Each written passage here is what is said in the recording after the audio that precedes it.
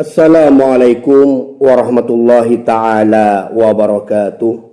Bismillah, alhamdulillah, wassalatu wassalamu ala rasulillah, wala hawla wala quwwata illa billah. Allahumma salli ala Sayyidina Muhammad wa ala ali Sayyidina Muhammad. Para sahabat, kami sekarang mau membahas tentang pencerahan dari Ustadzah Aisyah Dahlan. Ini pembahasan yang sangat sensitif, bagaimana cara istri memuaskan suami di dalam hubungan intim dan suami merespon atau memuaskan istrinya di saat bersetubuh. Ini sangat penting sekali untuk diketahui oleh suami istri agar tidak ada pikiran negatif, sensitif, dan rumah tangga sakinah mawaddah warahmah, tentram, damai, dan penuh asmara. Oke, kita langsung ke pencerahan dari Ustadzah Aisyah Dahlan. Kenapa pria tidak bicara selama bercinta? Karena korpus kolosumnya tipis. Sehingga pada saat pria hubungan intim dengan dengan istrinya, dia konsentrasi, dia fokus. Makanya nggak mau ngomong. Sehingga pria hanya dapat mengerjakan satu hal. Dan nggak usah takut ibu merasa gini, dia hubungan sama aku, dia inget siapa ya? Nggak usah. Pria itu fokus, Bu. Perempuan yang justru bisa. Nah, ilmu yang pertama yang harus kita pahami bagi seorang istri nih. Jadi ketika berhubungan intim, pria itu fokus, lelaki itu fokus menikmati badannya, menikmati tubuh seorang perempuan. Tanpa kefokusan, ya bahasa kasarnya, dzakar seorang laki-laki tidak akan tegak berdiri. Nah, karena kefokusan tadi, melihat bodinya, melihat dada payudaranya, melihat leher, itu sudah ada rangsangan bagi seorang laki-laki, sudah ada gairah, setelah itu menikmati. Jadi fokus, jadi seorang istri tidak harus curiga suaminya mikirin siapa, atau punya perasaan suaminya mikirin siapa dan lain sebagainya. Tidak perlu, itu tidak perlu. Karena seorang laki-laki saat di dalam hubungan, dia fokus. Pertama, fokusnya di dalam pikiran, yaitu menikmati secara pandangan mata, dan setelah itu dia merasakannya, barulah dia tidak akan bisa pecah pikirannya. Di sini pencerahan pertama oleh Ustadzah Aisyah Dahlan. Mari kita lanjut. Maaf, lagi diajak hubungan intim sama suaminya, karena mikirnya bisa banyak, karena korpus kolosum tebal, masih diingat semua. Ya Allah, tuh cucian belum dijemur, belum diangkat.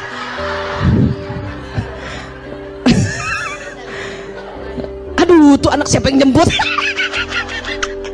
Itu perempuan. Tapi laki-laki, Bu, ketahuilah dia konsentrasi. Nah, di sini dijelaskan, kalau seorang perempuan mungkin saja bisa pecah pikirannya. Yang perlu diingat nih, biasanya di dalam rumah tangga, ketika kita tengkar sekarang, setengah jam kemudian, maka seorang suami biasanya menggoda, dia pengen bersetubuh, ada daya tarik yang lain setelah pertengkaran. Nah, di sini terkadang istri tidak bisa menyesuaikan, tidak bisa mengkondisikan. Terkadang masih ingat pada hal yang bertengkar tadi, masih pikirannya ke sana, sehingga tidak bisa mengimbangi. Ini sangat bahaya. Kalau ini terus terjadi, akhirnya suami ogah. Lebih-lebih memikirkan hal yang tidak penting. Ingat, seorang istri yang pikirannya kemana-mana, suami bisa menilai. Dari pikirannya, dari raut wajahnya, dan matanya. Suami bisa menilai. Terkadang itu membuat down suami dan zakarnya suami menurun. Terkadang seperti itu. Setelah menurun ya nggak bisa melanjutkan. Itu yang perlu harus dipahami oleh kaum hawa, seorang istri. Bagaimana kalau berhubungan, setelah tengkar pun harus hilangkan perasaan yang mengingatkan kepada pertengkaran sebelumnya. Langsung nikmati hubungan asmara, gairah ini. Apalagi memikirkan hal-hal yang nggak penting, seperti contoh memikirkan yang disebutkan oleh Ustadzah Aisyah Dahlan, memikirkan jemuran yang banyak belum ditolong, anak siapa yang mau jemput. Ini keterlaluan kalau sampai istri memikirkan yang seperti ini. Oke, kita lanjut. Maaf, punten, maaf. Yang seandainya pun seorang laki-laki, maaf, punya istri lebih dari satu, nggak usah takut istrinya. Pada saat yang istri pertama, dia akan fokus di pertama. Yang kedua, dia akan kedua. Nggak usah cemburu. Ingat siapa nih? Ingat siapa?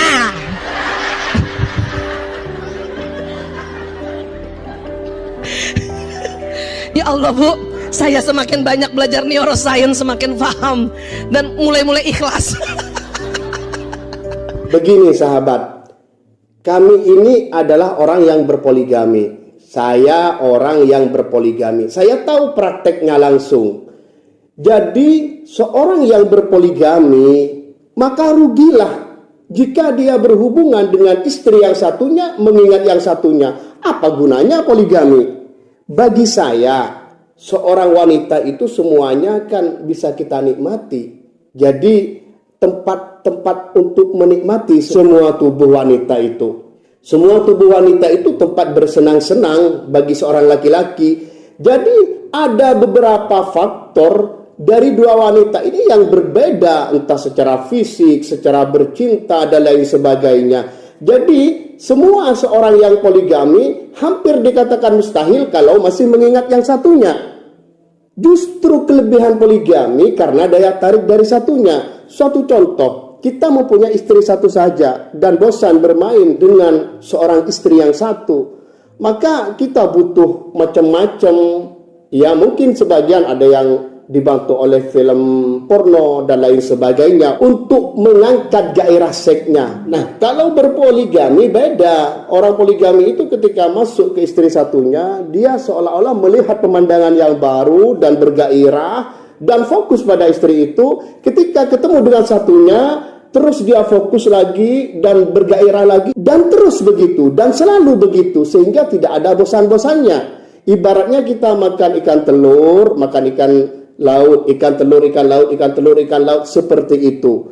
Jadi kalau Anda seorang istri wanita yang dipoligami, hilangkan rasa ini, hilangkan rasa curiga ini. Mustahil suami Anda mensetubuhi Anda mengingat istri yang satunya, karena Anda mempunyai kelebihan sendiri yang suaminya tertarik dan bergairah seperti itu. Oke, kita lanjut. Next lagi. Tapi bagi seorang wanita, bicara adalah bagian penting dari pemanasan sebelum bercinta.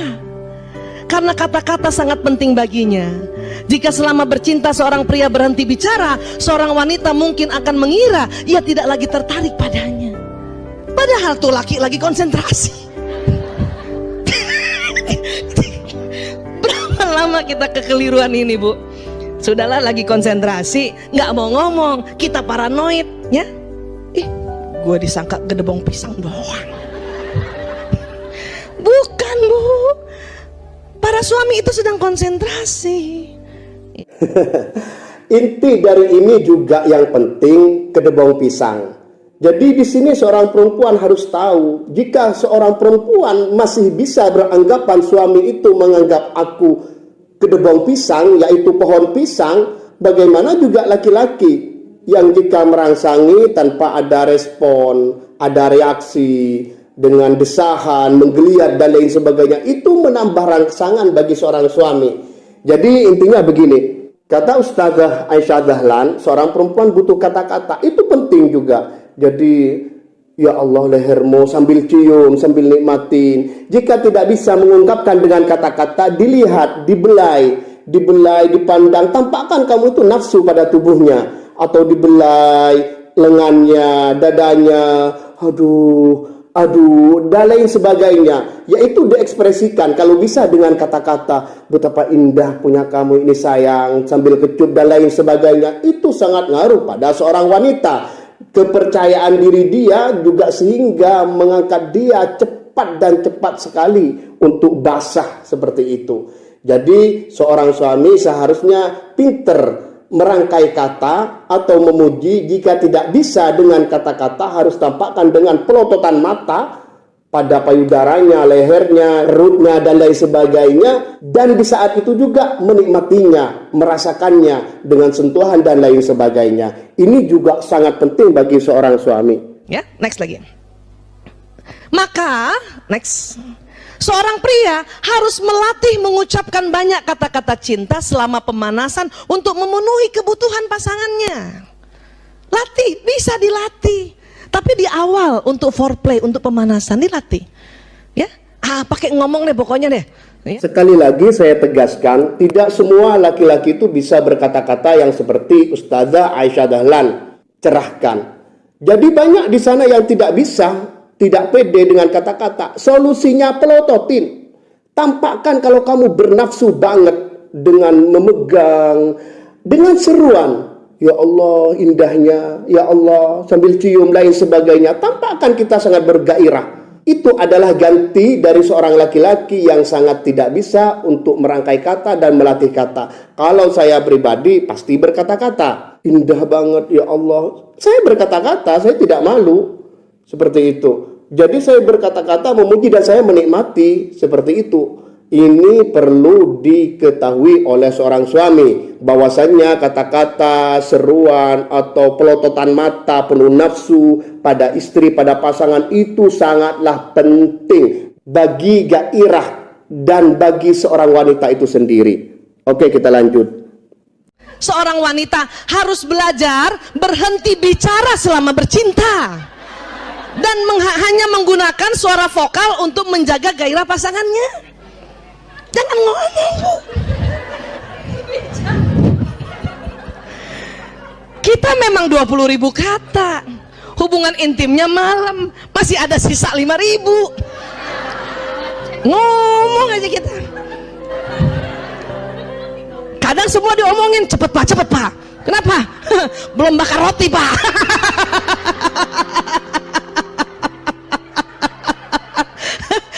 Belum setrika baju seragam anak, Pak. Cepet. Ini juga sangat penting. Kita bahas dari yang belakang saja perkataan dari Ustazah Aisyah Dahlan. Bahwasanya seorang berhubungan suami istri sangat tidak boleh untuk mengatakan ayo cepat Pak, ayo cepat. Begitu juga suami. Dan ini justru lebih banyak kepada suami. Karena apa? Karena suami itu tidak sekuat seorang wanita, seorang istri. Yang jelas kebanyakan suami itu keluar duluan seperti itu. Jika dia tidak berjamu, tidak menjaga staminanya, tidak menjaga kebugaran kejantanannya. Nah, di saat ini banyak suami yang tidak bisa mengimbangi, terus juru pasangannya keluar. Itu merusak, itu kesalahan besar bagi seorang suami.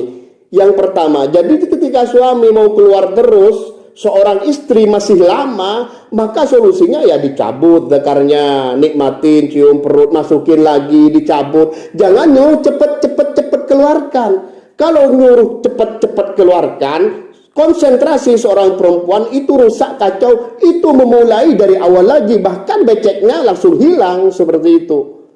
Nah, ini permasalahan yang kedua. Jika suaminya sudah keluar, ada sebagian yang masih tegang zakar suaminya, walaupun sudah keluar masih dimasukkan. Jangan bilang cepet-cepet, tetap masukkan, nikmatin. Dan seorang istri yang sangat gairahnya udah tinggi masih bisa keluar walaupun suaminya keluar, asalkan jangan dicabut dulu, jangan bilang cepat, dinikmatin, berseru dan lain sebagainya.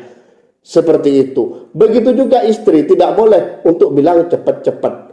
Ini tanggapan dari pencerahan Ustazah Aisyah yang pertama. Yang kedua, tentang suara vokal. Ini penting bagi seorang istri. Seorang istri itu nggak perlu banyak kata-kata. Jadi dia hanya perlu suara vokal. Maksudnya mendesak. Seorang suami kepuasannya adalah kepuasan seorang istri. Jika istrinya merasa puas, suami itu lebih puas daripada dia. Itu klimaks seperti itu. Jadi penting banget suara desahan. Kalau seumpamanya takut didengar orang tua lain sebagainya, ekspresikan dengan wajah. Intinya bagi seorang suami dan istri, suami tadi saya bilang kalau tidak bisa berkata-kata, ekspresikan dengan pelototan mata. Penuh gairah, penuh syahwat pada tubuhnya, dielus, dinikmati. Begitu juga seorang istri jika tidak bisa mendesah seperti film-film itu, maka dia harus mengekspresikan, wajib mengekspresikan dari menggeliatnya tubuh, badan, dan wajah. Itu sangat penting di dalam hubungan intim. Tapi kalau bisa tetap suara vokal, yaitu mendesah. Desahannya itu sangat mahal bagi seorang suami. Oke, kita lanjut. Jadi seorang wanita yang belajar berhenti bicara selama bercinta, ini amal solehanya tinggi besar, mengalir pahalanya. Aduh, ya Bu ya. Jangan ketawa tapi ya Bu. Di sini Ustazah Aisyah Dahlan menyinggung soal tentang wanita solehah. Solehahnya sangat besar yang bisa mendesah dengan suara vokal. Ini sangat benar sekali. Karena identiknya seorang santriwati sampai ke atas ranjang, sampai di dalam kasur, itu malu, itu sangat tidak boleh. Wanita solehah itu bukan seperti itu. Bahkan jika suaminya melihat seorang istri tadi, dia membahagiakan, yaitu menyenangkan. Begitu juga seorang laki-laki itu suka seorang wanita, seorang istri yang keibu-ibuan, kearab-araban di luar rumah, tetapi seperti orang barat nakal di atas ranjang. Seperti itu kesukaannya, dan itu karakter orang soleha. Seperti itulah karakter-karakter wanita surga, diantaranya bidadari, wanita bidadari, yaitu nakal kepada pasangan, kepada suami. Jadi jangan sampai seorang satriwati itu menyangka hubungan seks itu membahagiakan, nakal seperti itu salah, itu justru keliru. Itu adalah wanita yang solehah, yang memuaskan suami, nakal pada suaminya. Suatu contoh begini saja, jika seorang perempuan disuruh oleh suaminya rambutnya kuning disemir, itu lebih baik disemir seperti itu. Jadi tampak nakal di depan suami, iseng, selalu ganggu gairahnya, itu sangat baik. Itu ciri-ciri wanita solehah, yaitu menjaga wibawa seperti orang kearab-araban, keibu-ibuan di luar rumah kepada orang lain, menjaga kewibawaannya, tetapi di dalam kamar, di atas kasur, jauh lebih nakal dari film-film porno itu, jauh lebih nakal dari orang-orang yang nakal. Makanya dari itu banyak, kalau kamu pengen tahu seorang suami istrinya cantik, kok masih jajan di luar sana, padahal istrinya cantik. Karena apa? Karena lelaki itu suka wanita nakal, nakal di atas kasur, seperti itu. Jadi kalau istrinya tidak nakal, terus biasa-biasa saja, ya karakter orang laki-laki seperti itu. Karena walaupun istrinya cantik tapi biasa-biasa saja, penuh malu-malu, padahal suaminya sendiri, ya bisa saja dia jajan di luar sana. Na'udzubillah min dzalik. Oke, kita lanjut. Ya Allah, ya. Dan laki-laki harus latih, bapak-bapak maaf, berlatihlah untuk mengucapkan banyak kata-kata cinta, ya, supaya apa? Kebutuhan emosi kita terpenuhi semuanya, kan enak, ya. Ya. Jika seorang wanita ingin menyenangkan seorang pria dengan menyentuhnya secara alami, wanita membelai-belai kepala pria dengan lembut, mengusap wajahnya, mengusap punggungnya dengan lembut. Ternyata jenis sentuhan ini hanya memiliki dampak kecil saja pada kebanyakan pria, bahkan kadang-kadang terasa mengganggu. Kan kita mau romantis kan? Belai, belakangnya isek-isek, senang pria, tapi dampaknya nggak terlalu besar.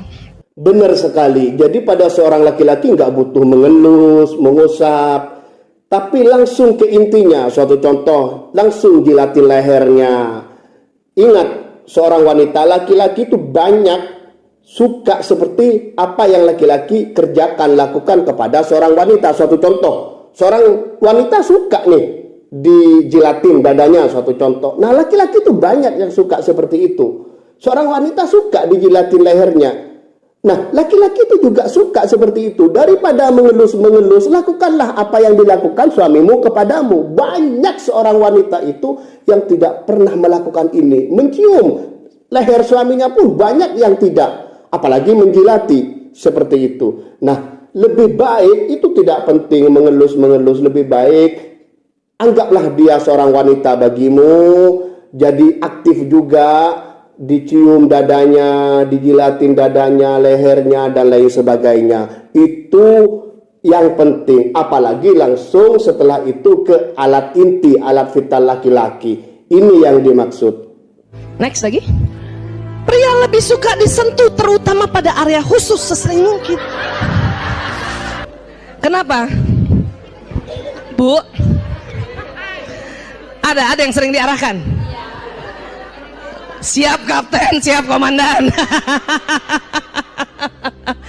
Kadang ibu marah kan, apaan sih? Malu-malu gitu kan, apaan sih? Mudah-mudahan setelah pulang sini, apa? Oh.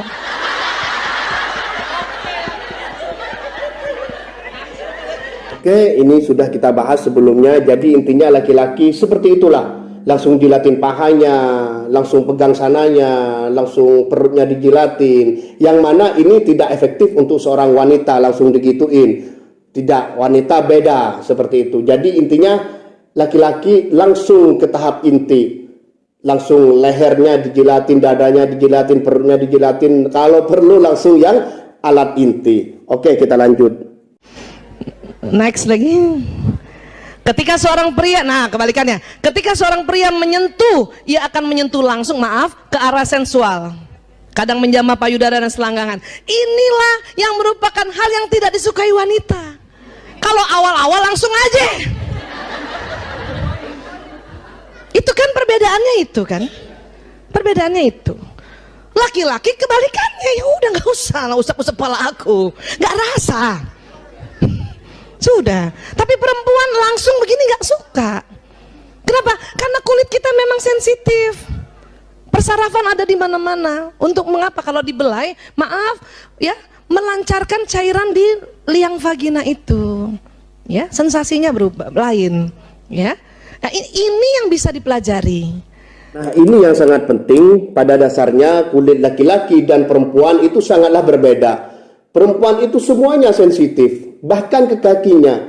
Jadi semua tubuh seorang perempuan itu adalah tempat bersenang-senang untuk kita, untuk bangsa laki-laki.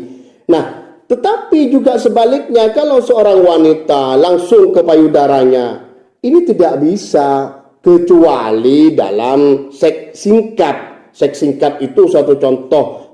Selalu mau ML, ada anaknya sekolah langsung baru, karena sebelum merasakan seks singkat itu gairahnya masing-masing sudah sama-sama tumbuh gitu, atau lagi mau melakukan nunggu seorang, sama-sama tahu, yang istri dan suami sama-sama tahu kalau nunggu seorang pergi. Ketika pergi langsung nggak apa-apa, tapi beda dengan seks yang biasanya, hubungan intim yang biasanya. Kalau seorang wanita langsung ke payudara, langsung seperti itu tidak begitu ngefek.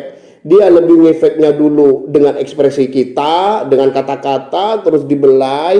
Maka ketika basah banget seorang wanita, ini orang wanita yang tahu, maka setelah itu tinggal eksekusi, seperti itu.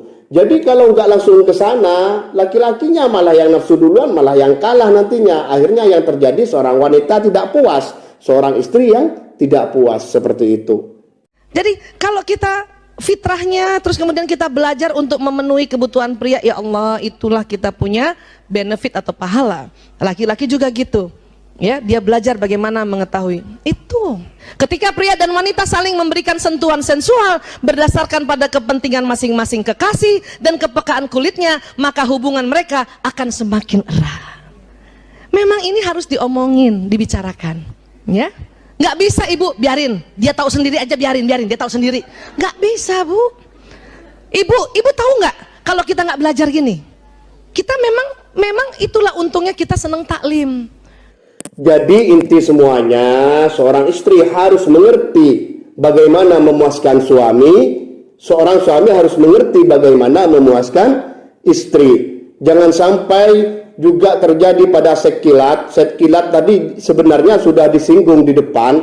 Mana ingat jemuran gak diangkat, anak yang jemput sekolah, otomatis itu adalah praktek di dalam seks singkat. Jadi seorang ibu mengantarkan anaknya pulang, waktu mepet harus dimaksimalkan. Jangan pikirkan yang aneh-aneh, jangan memikirkan kemana-mana. Jadi kita harus pahami bahwasanya ada sekilat yang mana waktu tidak ada lagi untuk berhubungan, hanya itu maksimalkan. Tidak boleh memikirkan ke kanan dan ke kiri. Sekian sahabat, semoga bermanfaat dan barokah.